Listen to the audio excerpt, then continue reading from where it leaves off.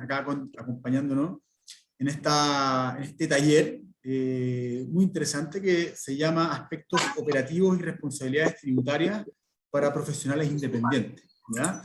Este taller lo va a dictar Gabriel Vergara. Gabriel Vergara es ingeniero comercial de la Universidad Adolfo Ibáñez.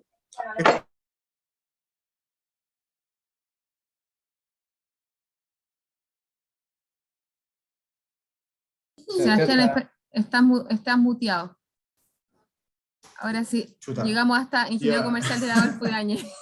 Ay, no sé por qué me muteé, perdón. Bueno, ingeniero comercial de Adolfo Ibáñez, al principio me escuché, ¿no?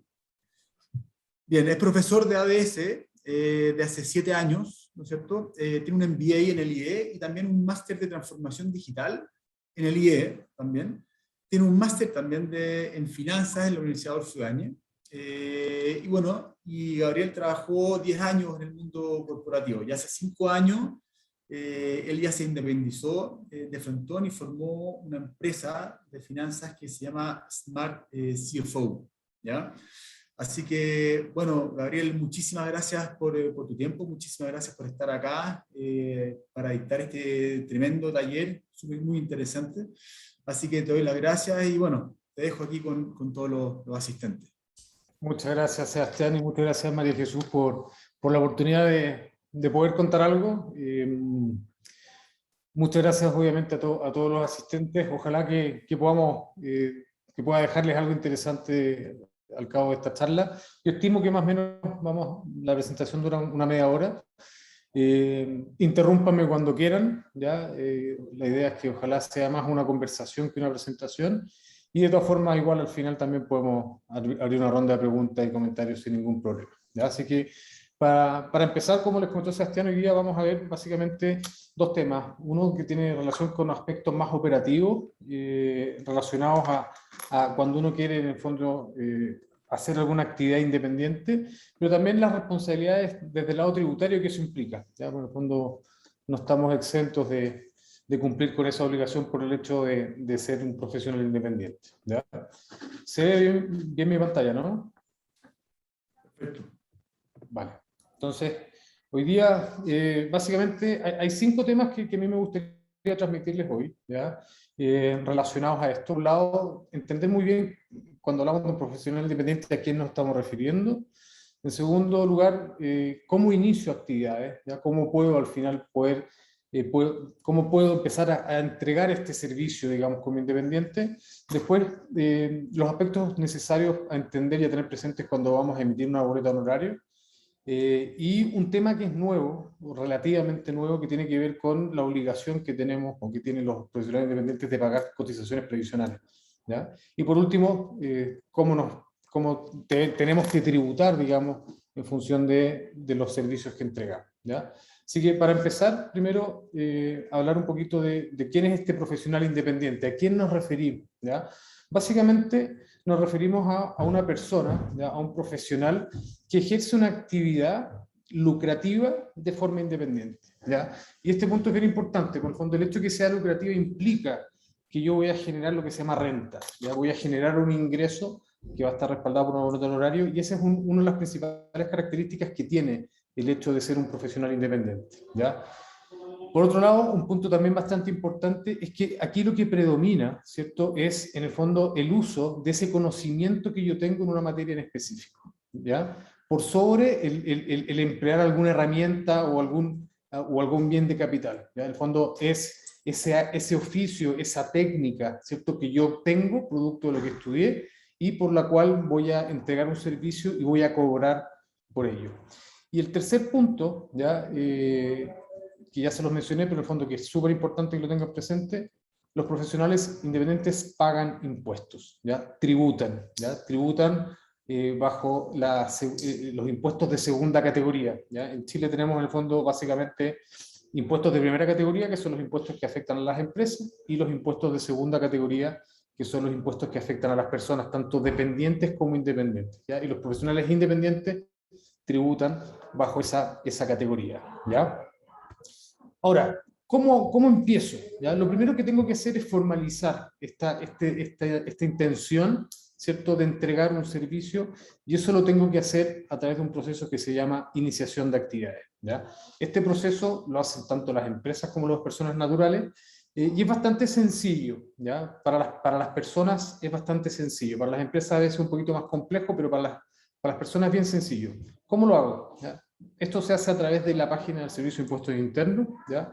Entro ahí, para entrar, digamos, puedo hacerlo con mi clave única, y si no, Una pregunta, sí, también sí. vamos a ver como desde el lado de la empresa. No está desde la empresa, pero lo podemos conversar después sin problema. Terminando Perfecto, la muchas presentación, gracias. accedo con mi clave única o con mi clave personal de servicio de impuesto interno. Si no la tengo, me la puedo crear ahí mismo en el mismo portal. Me voy a la parte arriba, dice servicios online, y me voy justamente al menú que dice root e inicio de actividades, ¿ya? ¿Qué es lo que tengo que hacer ahí? Básicamente ingresar el root sobre el cual quiero iniciar actividades. Es medio redundante, entré con mi root al portal, bueno, tengo que volver a ingresar mi root, digamos, en esta parte, y les van a pedir una serie de información, ¿ya? Personal. ¿Cuál es la más importante acá? Es que ustedes tienen que seleccionar cuál es la actividad económica que van a ejercer, ¿ya? Existe un listado, son más o menos 30, 35 actividades económicas las que despliega el Servicio de Impuesto Interno, y ustedes tienen que seleccionar aquellas, digamos, que tienen relación con lo que ustedes van a hacer. Esto es tremendamente importante, ¿ya? No solamente por el hecho de generar, digamos, la trazabilidad de la información necesaria para poder después emitir una nota de honorario, sino que también después todos los beneficios, digamos, que saca el Estado, muchas veces están condicionados a la actividad económica, ¿ya? Entonces es re importante ser súper preciso, decir, esto es lo que yo voy a hacer, ¿ya?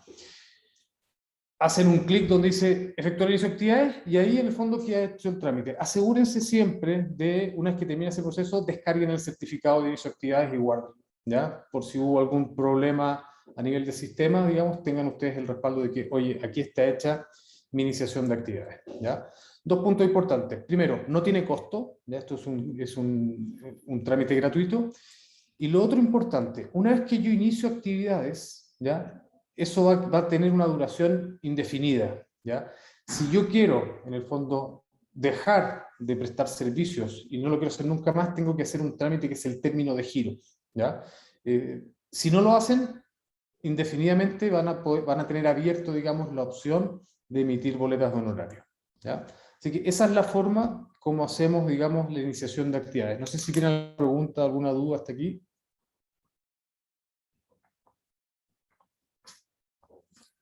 Nada, vale, avanzamos. Sebastián, yo no estoy mirando el chat, no sé si hay alguna pregunta en el chat. Yo estoy mirando el chat por cualquier duda. Vale, Sí. perfecto. Gabriel, una pregunta. El término de giro o de actividades, ¿tú lo puedes hacer directamente en la página del Servicio de Impuesto Interno, o tienes que ir físicamente al Servicio de Impuestos Internos con las boletas o con las facturas, eventualmente, si uno pide factura inicial, para hacer el término? No, cuando uno es profesional independiente, tú solo emites boletas, ¿ya? Si Boletas. tú quieres emitir facturas, tienes que, en el fondo, abrir una sociedad unipersonal o, derechamente, una SPA o una empresa de responsabilidad limitada, ¿ya? Por lo tanto, son solamente boletas. Las boletas son todas electrónicas, ¿ya? Y lo que hace el Servicio de Impuestos Internos, te va habilitando folios para que tú vayas emitiendo. No es que sea ilimitado, ¿ya?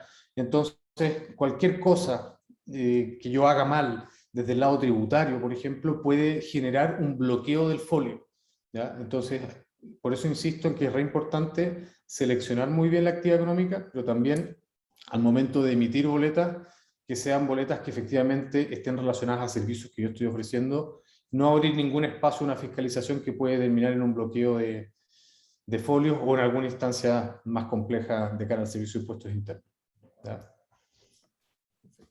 Hay una pregunta que llegó de Rodrigo Araya. Sale, ¿podemos ver el inicio de actividades desde la página?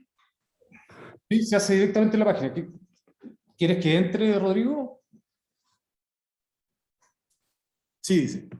Ya, lo que pasa es que no puedo porque yo ya tengo hecho mi inicio de actividad. Entonces, cuando entro me dice usted ya tiene inicio de actividades. Entonces, no lo puedo hacer yo, ¿ya? Pero voy a entrar al menos para que podamos ver hasta qué punto llegamos, ¿ya? Me voy a dar un poquito la presentación.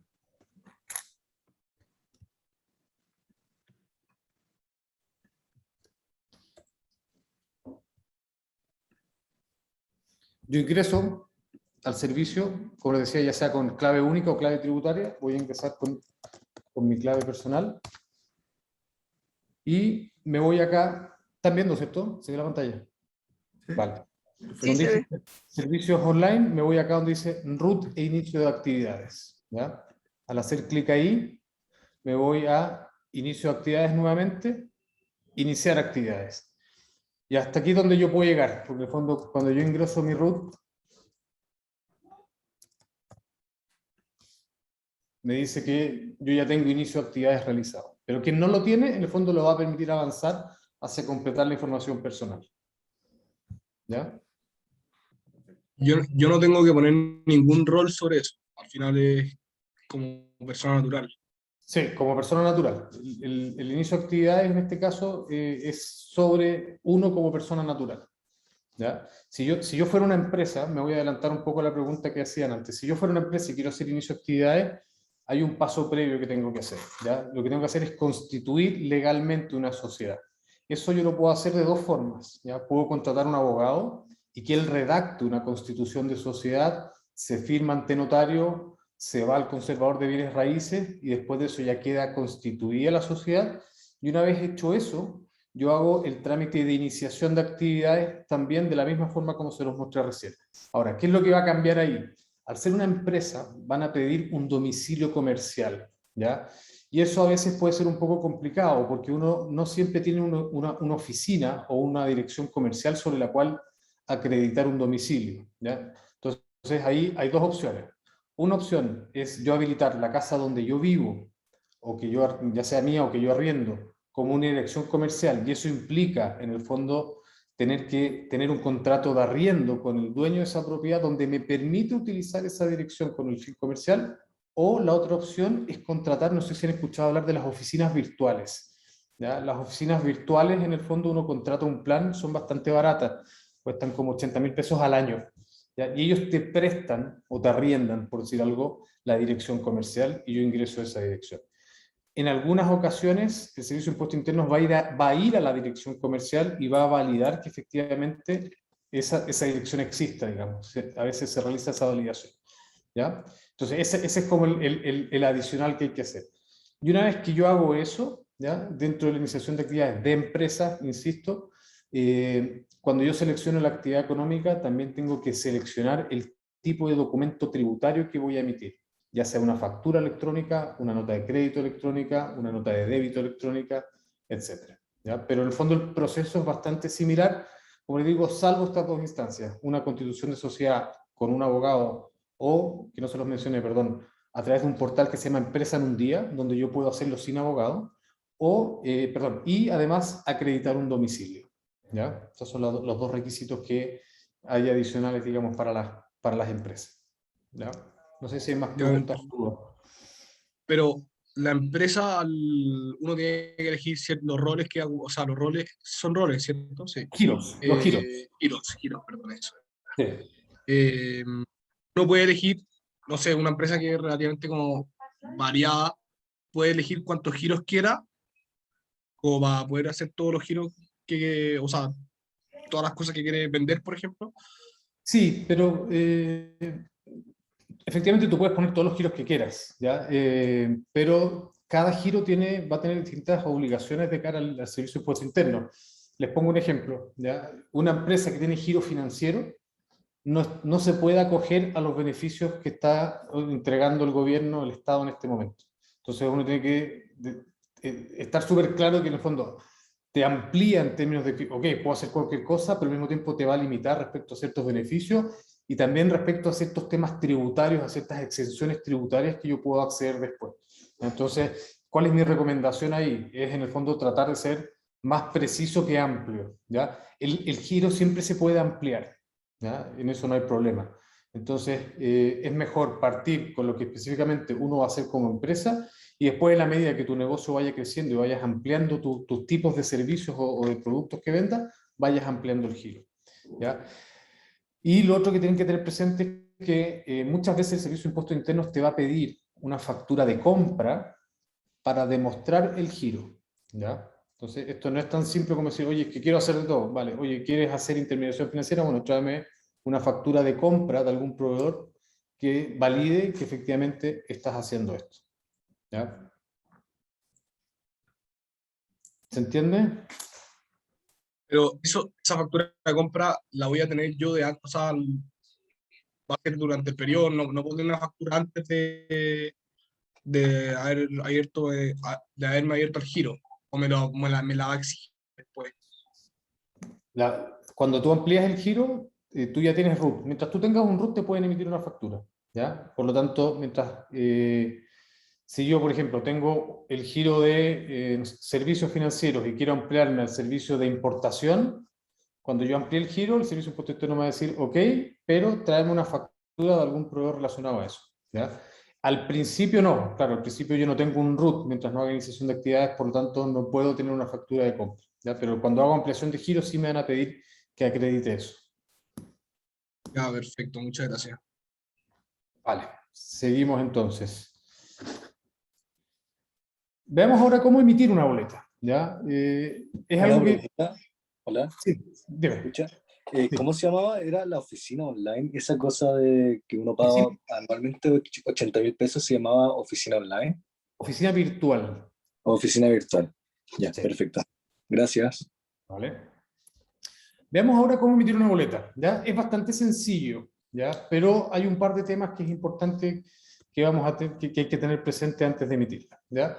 Para emitirla, ya estando logueado dentro del servicio de impuestos internos, voy al menú de servicios online, donde dice boleta de honorario electrónica. ¿Ya? Déjenme poner el puntero. Dentro de eso, se me va a desplegar esta ventana y aquí yo puedo elegir, en el fondo, emitir una boleta a un contribuyente, al que sea, o alguno que yo haya utilizado anteriormente. En el fondo se me va a ir guardando la información de a quienes yo le emití una boleta, a qué empresa yo se las emití. ¿Ya? Cualquiera de las dos opciones es válida. Y este es el punto más importante que tienen que tener presente. ¿Ya? Cuando yo emito una boleta, ¿ya? Las boletas pagan impuesto, pagan lo que se llama una retención. ¿Ya? Lo vamos a ver más adelante. Pero aquí lo que el Servicio de Impuestos Internos me va a preguntar antes de emitir la boleta es quién va a retener ese impuesto. Al Servicio de Impuestos Internos lo que interesa es que alguien le pague ese impuesto de esa boleta. ¿Ya? Entonces, una opción es decirle al servicio, mira, yo voy a emitir una boleta y quien recibe la boleta, la empresa a la cual yo le entregué el servicio, va en el fondo a pagarte ese impuesto. Por lo tanto, en el fondo, yo voy a recibir el monto líquido de la boleta, ¿ya? Es decir, lo que yo efectivamente pacté, y el impuesto asociado, la empresa se lo va a pagar al Servicio de Impuestos Internos a través del proceso del F29, que es un proceso mensual. O la segunda opción es que yo, quien emito la boleta, me haga cargo de pagarle al Servicio de Impuestos Internos al mes siguiente el impuesto asociado. Esta opción yo la verdad es que no la recomiendo, ¿ya? Yo recomiendo la primera. ¿Por qué no la recomiendo? Porque si es que yo retengo y yo le tengo que pagar al fisco, tengo que hacer un proceso de declaración de formulario 29 IVA, ¿ya? Como persona, pero lo tengo que hacer. Y es un proceso que por ahí se puede volver más engorroso y no tiene ningún sentido, ¿ya? Entonces, siempre les recomiendo, dejen del lado de quien recibe la boleta, que siempre son empresas, que ellos se hagan cargo de esto porque es un proceso que ellos hacen sí o sí todos los meses, ¿ya? Eso es un primer... A Sí. excepción que uno tuviera pacientes, por ejemplo. Si yo atiendo pacientes, la idea es que el receptor ahí no sea quien retiene el 10%. Por Exactamente, en ese caso tienes que tú retenerlo sí o sí y tú hacer un proceso de declaración de F29 todos los meses. Se hace hasta el día 20 del mes siguiente, es decir, si yo durante agosto emito X boletas, yo el 20 de septiembre a más tardar tengo que pagarle al fisco la retención, lo vamos a ver más adelante, el impuesto asociado a todas las boletas que yo emití el mes anterior, ¿ya? También se hace a través de la página del servicio. No es un proceso difícil, pero sí en el fondo es un formulario más o menos eterno, donde si me equivoco puedo generar alguna multa posterior, ¿ya? Perfecto. Ahora, un punto importante, ¿ya? Esta retención, este impuesto, ¿cierto?, que a mí me están descontando al final de mi boleta y que la empresa, en el ejemplo que les doy, le va a pagar al fisco, me va a quedar a mí como un crédito, ¿ya? En lo que se conoce como PPM, un pago provisional mensual, ¿ya? yo le estoy anticipando al Servicio de Impuestos Internos el pago de mis impuestos personales al año siguiente. Es decir, todas las boletas que yo emito durante el año 2021, cuando yo tenga que hacer mi declaración de renta en abril del año 2022, todas esas retenciones me van a quedar como un crédito a favor, ¿ya? Que después van a entrar en un proceso que se llama el proceso global complementario, digamos que tiene que ver más con el proceso de pago de impuestos personales, pero en el fondo el mensaje es, esto no es que se pierda, ¿ya? Yo me voy a beneficiar de alguna forma de esa retención que me están haciendo quienes me van a pagar una boleta de honorarios.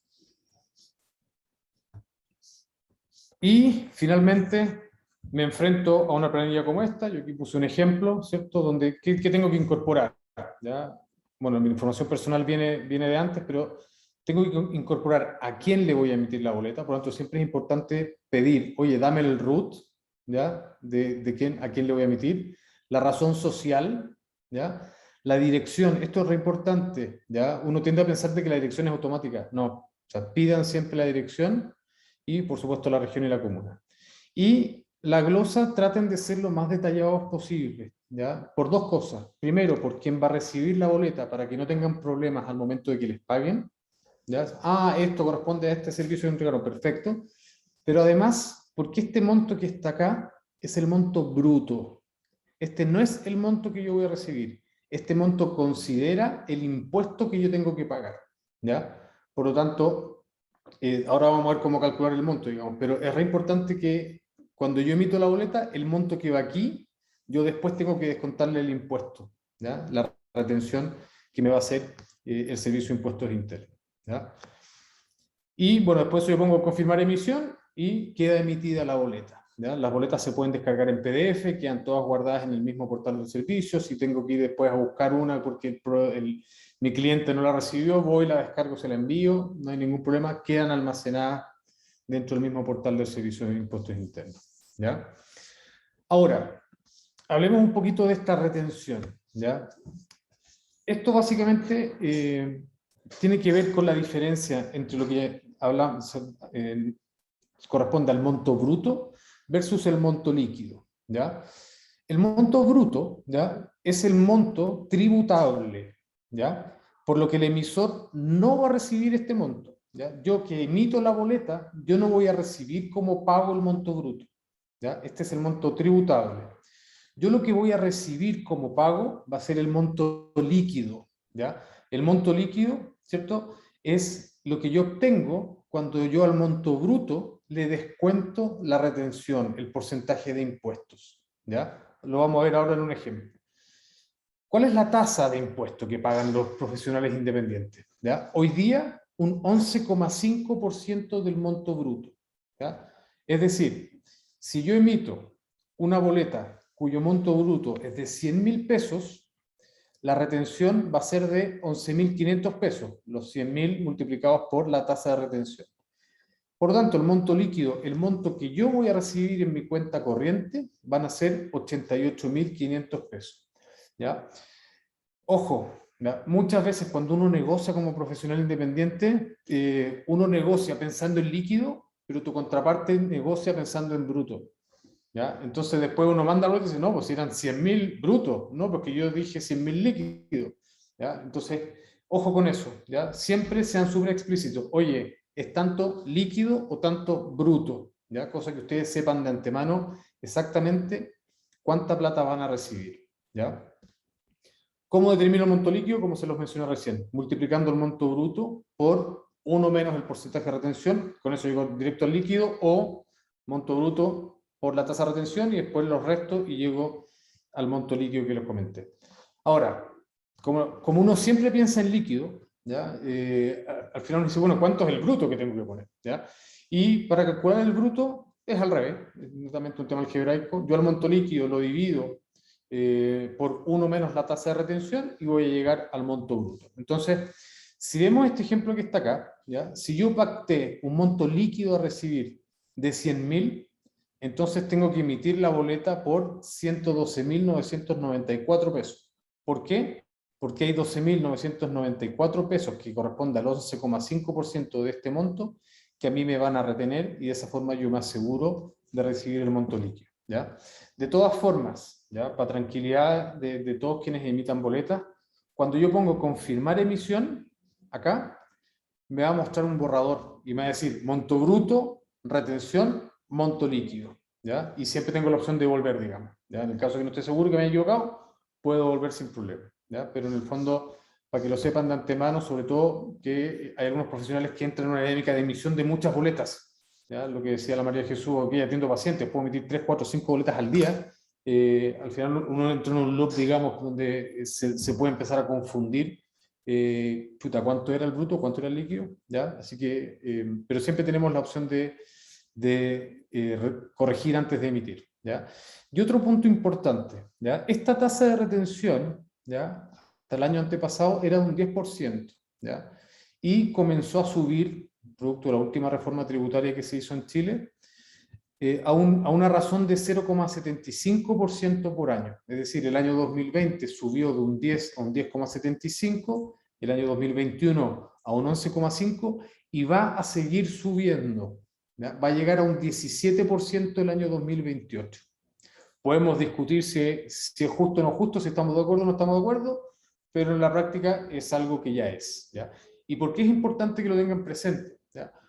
Porque uno siempre negocia líquidos, pero la empresa siempre va a pensar en bruto, ¿ya? El costo para la empresa es el bruto, ¿ya? Por lo tanto, cuando voy a negociar precio, digamos, tengan súper claro cuál es la tasa de retención vigente en el año en el cual estamos, ¿ya?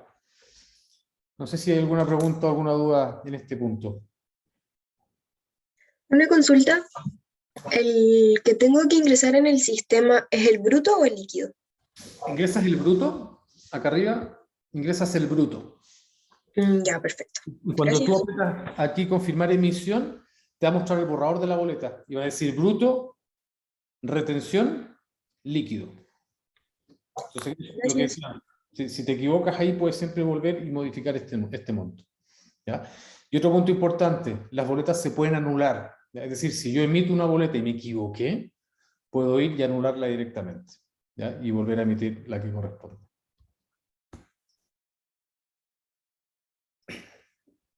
Después, este punto, polémico, no todo el mundo está de acuerdo, pero bueno, ya es un hecho. Los profesionales independientes tienen que pagar cotizaciones previsionales. Es decir, ¿qué tienen que pagar? Tienen que pagar AFP, tienen que pagar ISAPRE o FONASA, tienen que pagar seguros.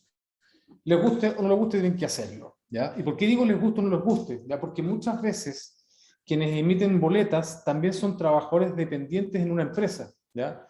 Entonces uno dice, ¿por qué voy a pagar imposiciones por algo, por un ingreso de independiente, si ya como dependiente ya lo hago, ¿ya?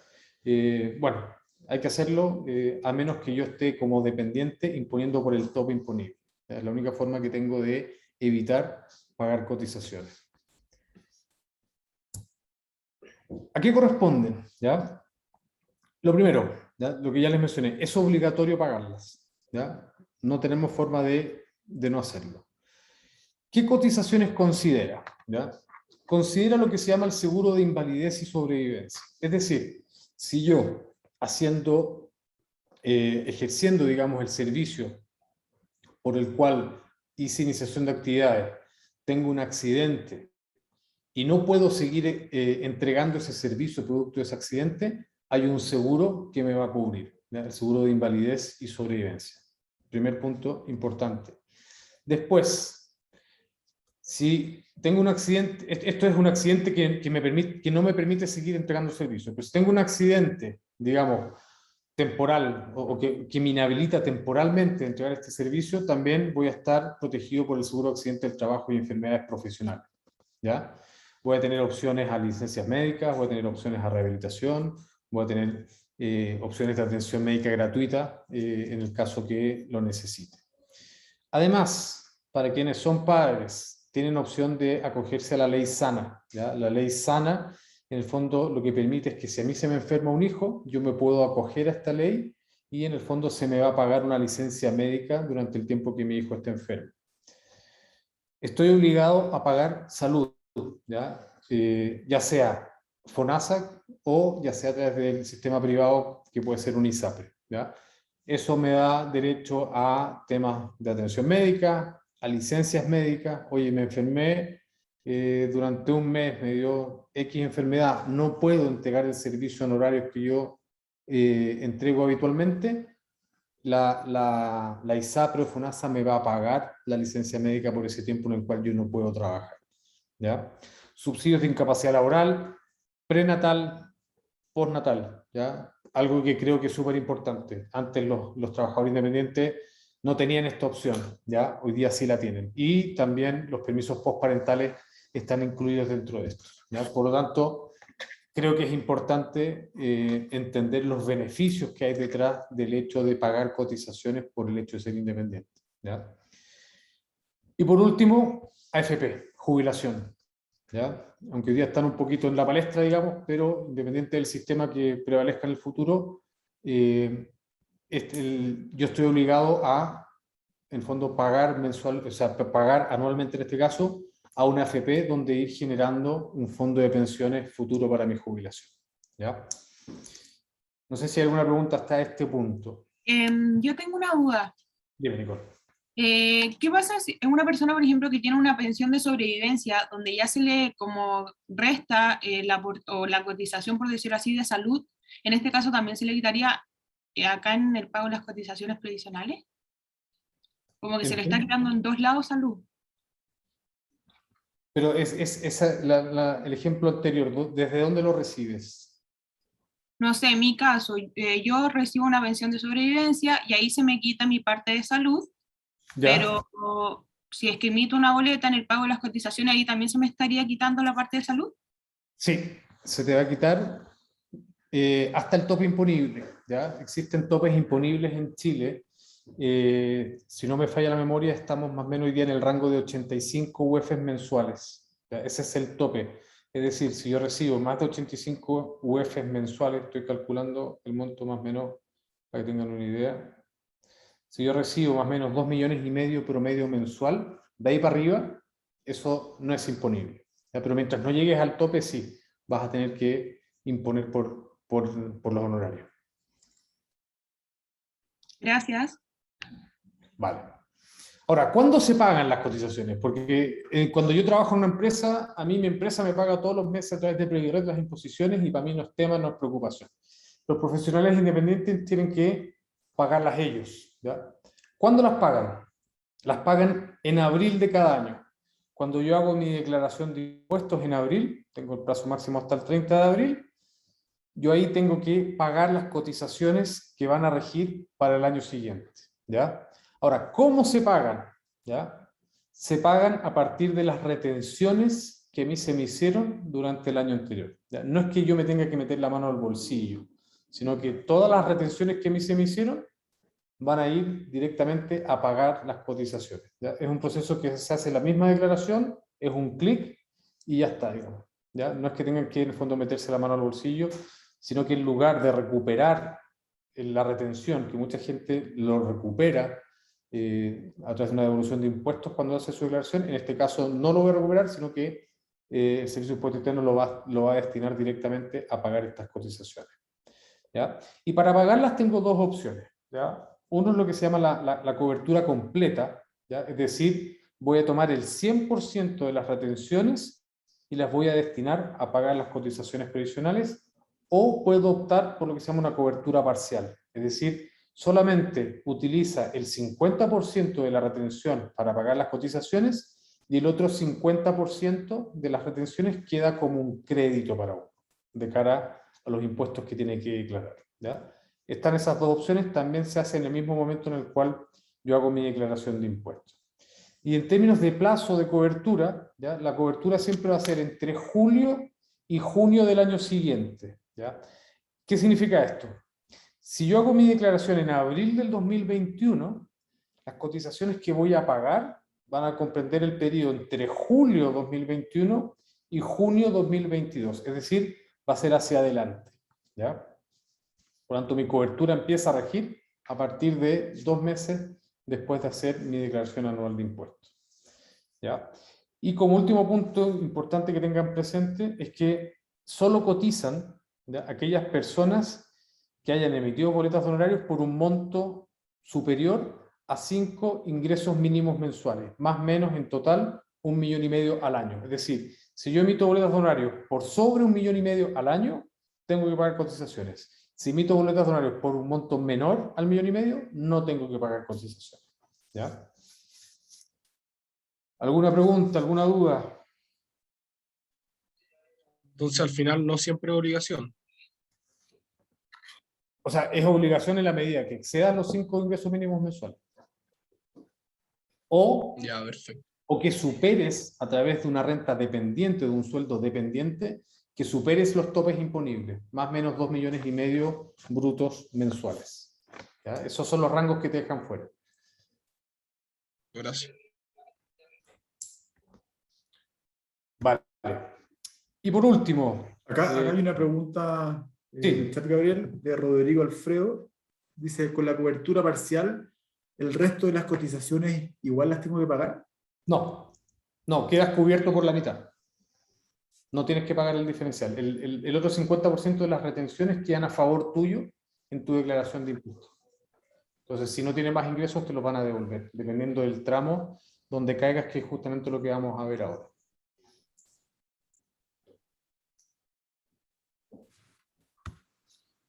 Veamos ahora qué pasa con los impuestos, ¿ya?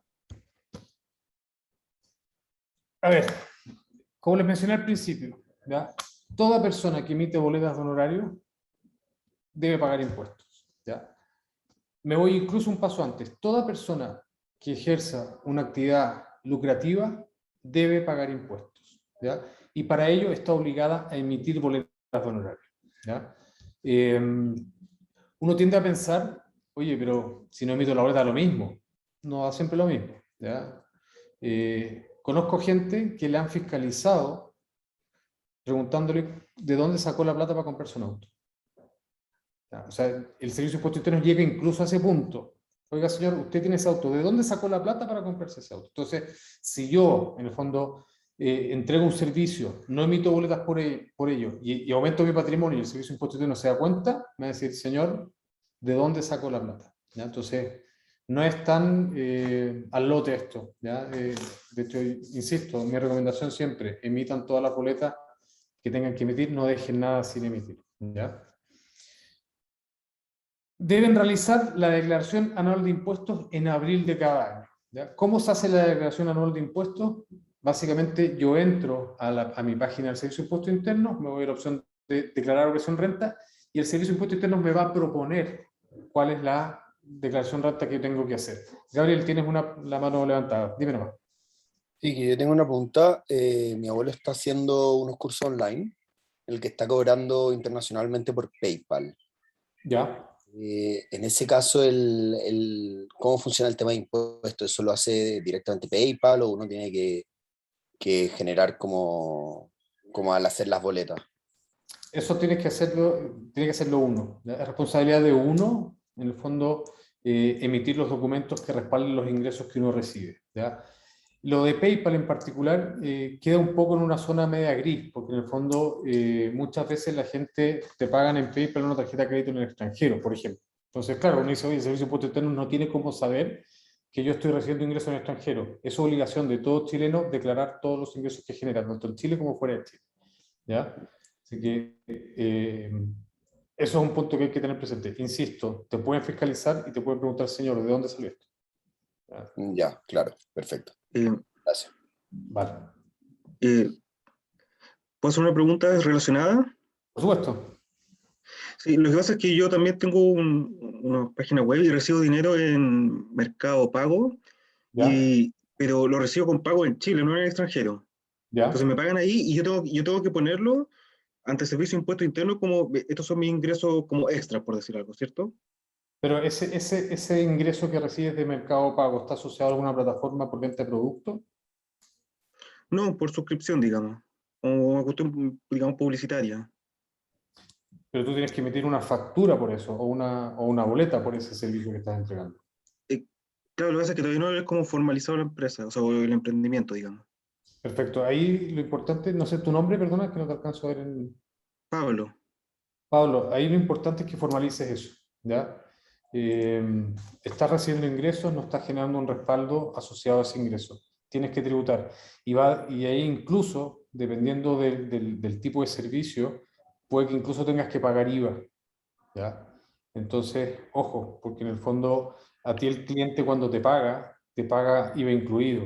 Entonces, si es que el giro que tú estás ejerciendo está afecto a IVA, eso lo determina el Servicio de Impuesto Interno, te van además a exigir que tú pagues el 19% de las ventas que haces en IVA todos los meses.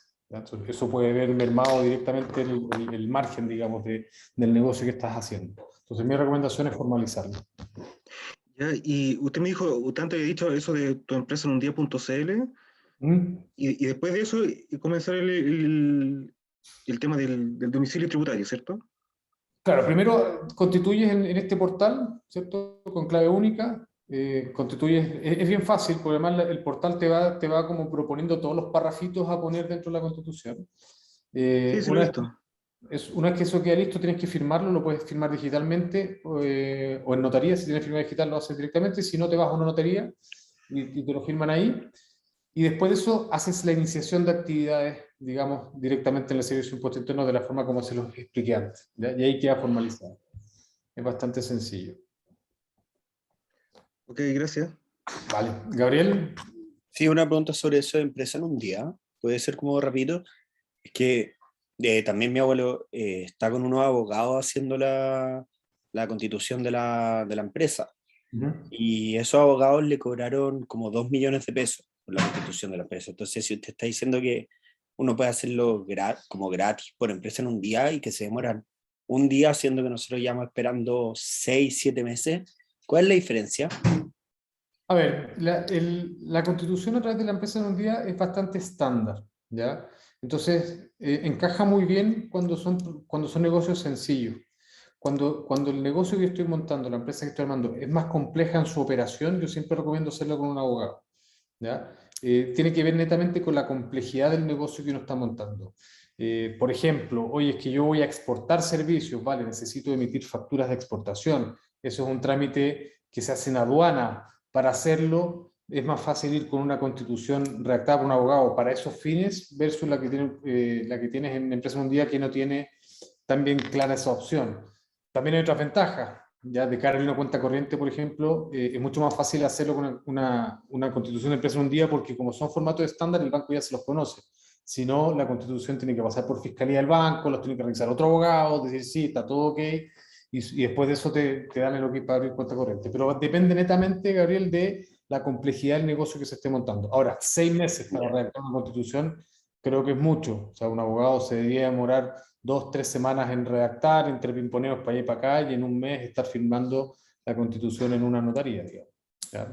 Claro, sí. Y el valor ahí ya depende de cada abogado, digamos.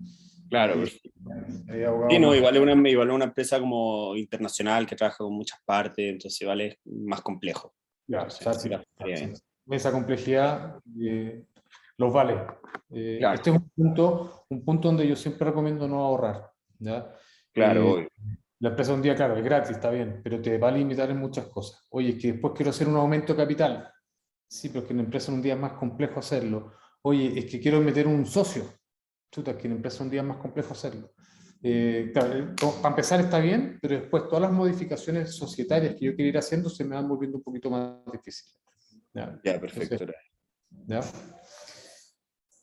Volvamos acá, ¿ya? Entonces dijimos que todo profesional independiente que emite boletas de honorarios debe hacer su declaración anual de impuestos en abril de cada año, y para determinar la base imponible, es decir, el monto sobre el cual yo voy a determinar el impuesto a pagar, yo puedo reducir o deducir de los ingresos que generé los gastos asociados a ese ingreso, ¿ya? A esa actividad en particular que yo desarrollé. Y esa deducción, el fisco me da 2 opciones. La opción 1 es a través de lo que se llama el gasto presunto, ¿ya? Yo presumo que gasté en algo para generar este ingreso, ¿ya? Y ese monto presunto puede ser el 30% de los ingresos brutos que yo boleteé, y tiene un tope de 15 unidades tributales anuales, que son más o menos 9,3 millones de pesos al año, ¿ya? esa es una opción. Y la otra opción es el gasto efectivo, ¿ya? Esto es más complejo. ¿Por qué? Porque yo tengo que demostrarle al fisco, armar un archivador con todos los respaldos de este libro de ingresos y gastos que yo genero o que yo estoy haciendo para poder generar mi actividad, ¿ya? Entonces, ¿qué recomiendo yo? En lo personal siempre he ido por el gasto presunto, ¿ya? Porque en el fondo llevar un registro de, no sé, les pongo un ejemplo, oye, es que hago clase en la Universidad de los Andes y para hacer clase gasté 3 litros de benzina. ¿Dónde está el comprobante de los 3 litros de benzina? Oye, es que además tuve que comprarme un café porque si no, en el fondo me iba a quedar dormido en la clase. Bueno, ¿dónde está la...? Entonces, la verdad es que no sé si vale la pena llevar ese registro, porque tampoco es que haya muchos gastos asociados más allá de lo que uno hace, ya de las horas hombre de uno. Entonces yo siempre recomiendo en este caso ocupar el gasto presunto, que es equivalente a este 30% de los ingresos brutos que yo genero dentro de un año, ¿ya? Una vez que yo determino, ¿ya?, esta base imponible, mis ingresos menos el 30% de los ingresos como gasto presunto, voy a llegar a un monto, ¿ya? Y sobre ese monto es donde yo aplico la tasa de impuestos que me corresponde, ¿ya? La tasa de impuestos de segunda categoría, ¿ya? En Chile los impuestos de segunda categoría son progresivos. ¿Qué significa eso? Que mientras más gano, más alta va a ser la tasa de impuestos que yo voy a pagar, ¿ya? De hecho, acá les puse una tablita donde está, en el fondo, está la tabla vigente, ¿ya? Entonces, ¿qué dice esto? ¿Ya? Dice que si yo recibí como base imponible, ¿ya?, en el fondo, entre 0, obviamente, y 8.2 millones de pesos en un año, no pago impuestos, ¿ya? Fantástico. Si yo recibo entre 8.200.000 y 18 millones, pago el 4% de impuestos. Si yo recibo entre 18 y 30, pago el 8%. ¿Ya? En el fondo, en la medida que yo voy ganando más, mayor es la tasa de impuesto que tengo que pagar. Hoy día la tasa de impuesto a las personas llega al 40%. ¿Ya? Es decir, si yo gano más de 190 millones de pesos, y de todas mis fuentes de ingresos, ojo, no solamente de los honorarios, también de sueldos, ¿cómo se llama? Herencias, de rentas, producto de un departamento que tengo. O sea, todos los ingresos que yo recibo como persona natural van a constituir mi base imponible, ¿ya? No solamente los honorarios. Y sobre ese monto yo tengo que aplicar esta tasa, ¿ya? Uno dice, ya, está bien, no es tan terrible. Depende, ¿ya? Porque en el fondo, en la medida que avanza el tiempo, uno lo que apunta, ¿cierto?, es a ir aumentando sus ingresos. Entonces, cuando alguien llega y genera dentro de un año 75 millones de pesos brutos, ¿ya?, de ingresos, eso implica, déjenme hacer un cálculo rápido, más o menos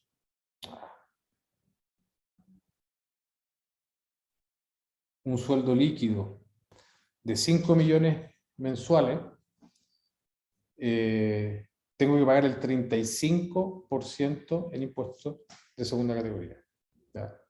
Entonces, no es tan... No lo vean como algo tan lejano, ¿ya? Y cuando uno paga impuestos duele.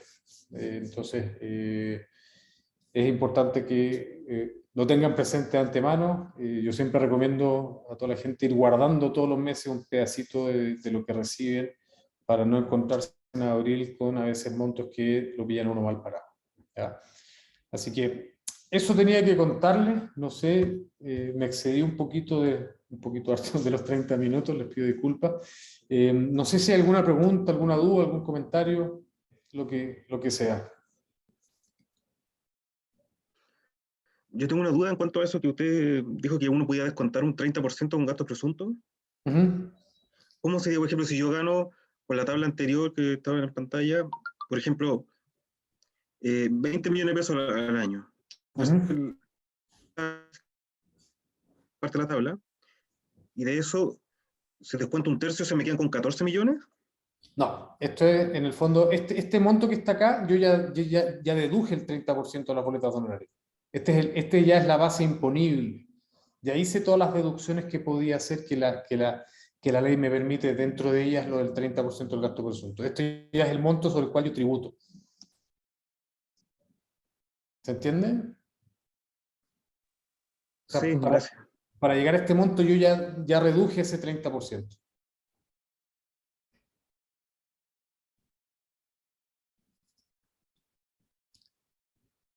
No sé si hay más preguntas, no sé si en el chat hay alguna pregunta. Hola, buenas tardes.